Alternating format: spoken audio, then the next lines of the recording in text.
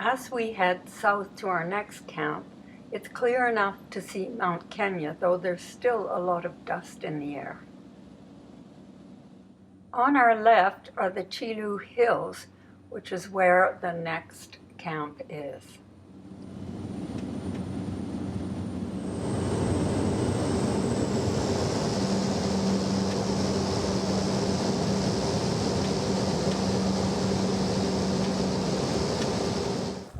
We are warmly welcomed at the lodge on our arrival.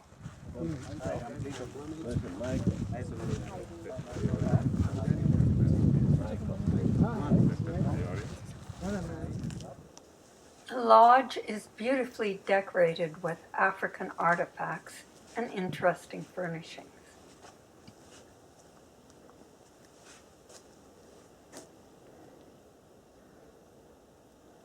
In the evening, the whole lodge is lit by lanterns. You can see some of them as we enter the dining area. The camp is near to a number of Maasai settlements. So as we head out for the evening game drive, we see this young man who's in charge of a huge herd of cattle.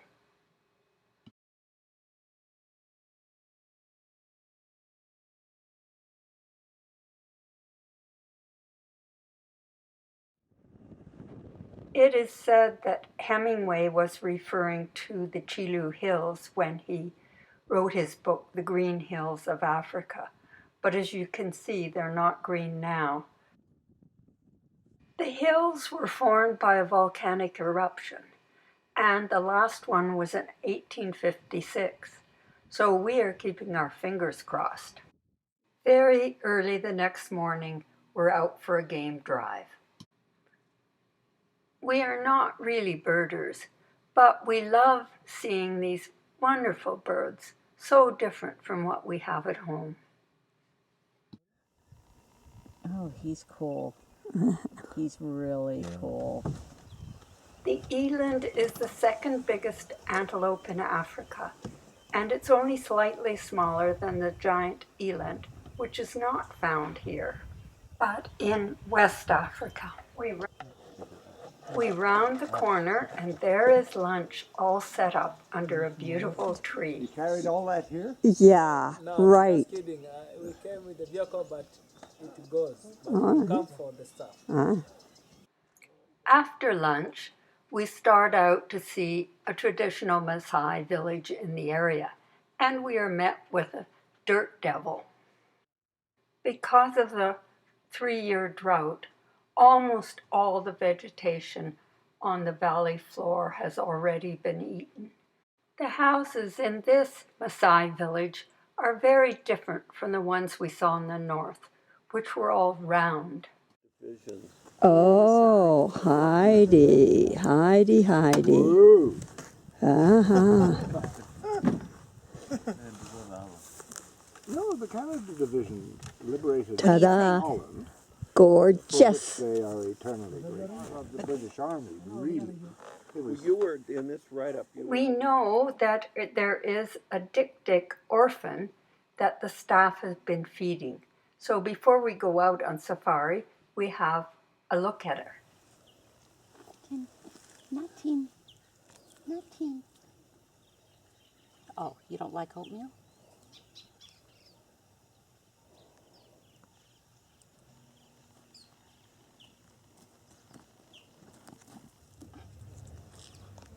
Even adult dik-diks are very small. They're about a foot high.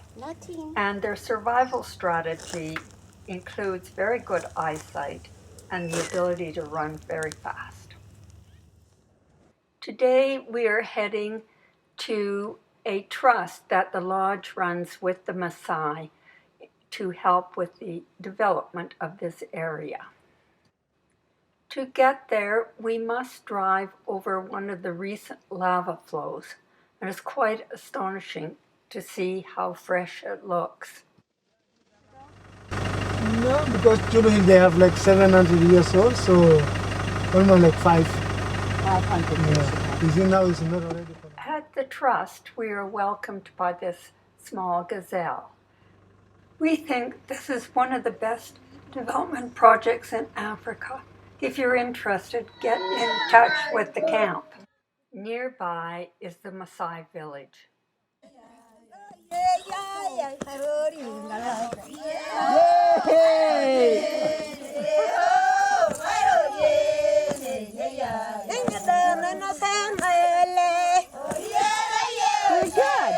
Very You're good. natural. That afternoon, we head out on another game drive.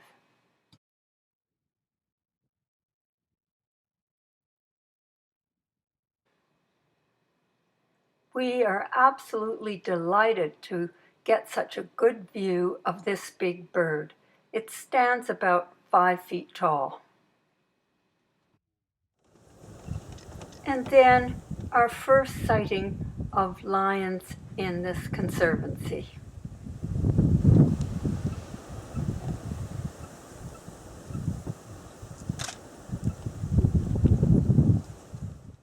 Kilimanjaro has been hiding herself, but tonight we have not only a view of the mountain, but a beautiful sunset.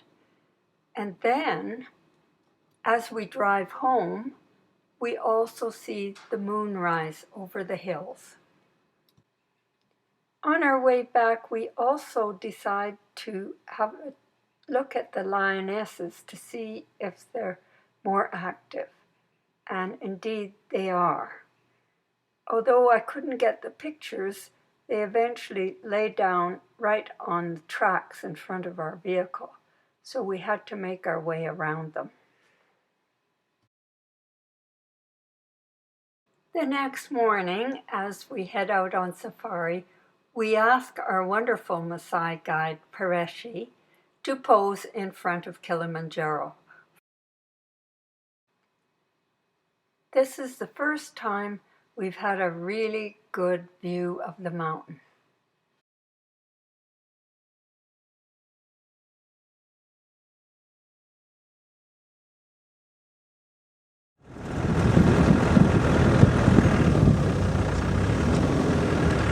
Simon, look at me and smile.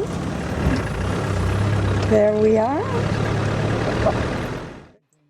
As we head up to the Chyulu Hills National Park, we encounter this large herd of eland.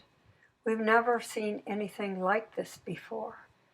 It appears that all the eland in the world have been assembled here.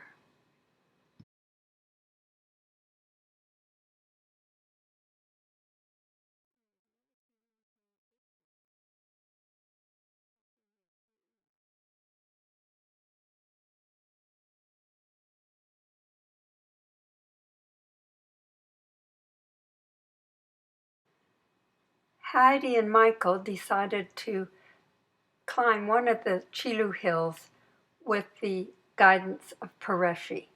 John and I decided we would rather look at the animals nearby. We asked Simon to pose for us before we set out looking for the animals.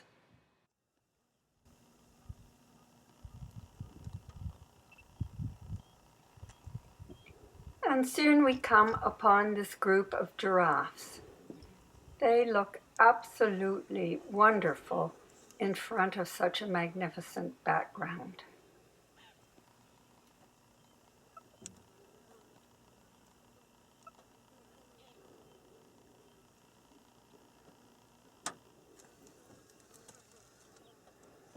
Gosh, you could see. But we haven't forgotten our friends, so we look back and spot them as they move across a meadow.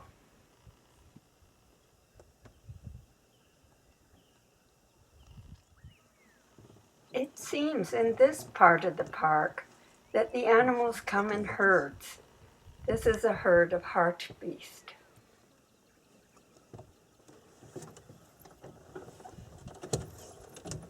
Yeah, we just roll down the way. So that's okay.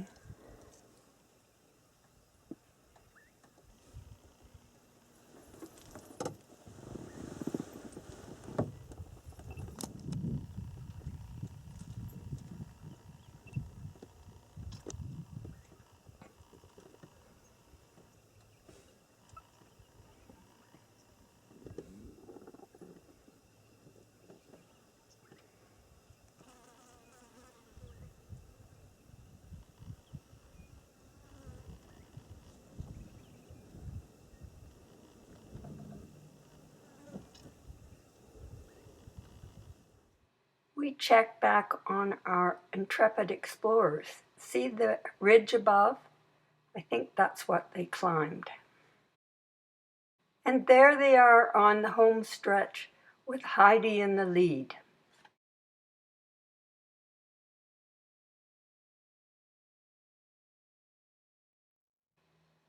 Ta-da!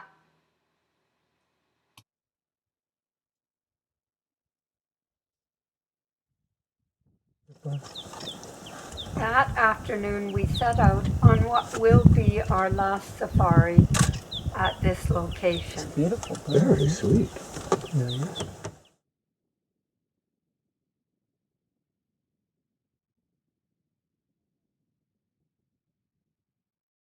One doesn't mess with these critters, especially a mother with a calf.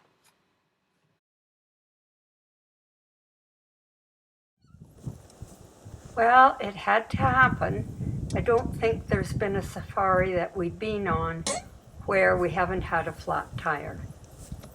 Nuka, the owner of the camp, took Pareshi and 2 other Maasai from the camp to run the New York Marathon. They did pretty well considering they hadn't trained and originally they didn't have any shoes, though some were donated.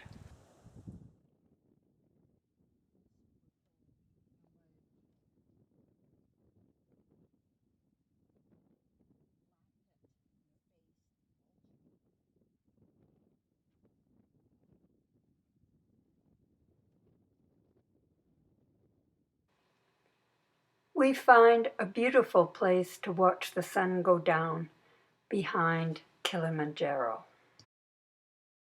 Well, yeah, but boy, does it ever turn off quickly. Yeah. You know. Oh, maybe guys, you can stand there. And I take one picture with Kilimanjaro. As we fly back to Nairobi in a small plane, we can see the forested lava flows very easily.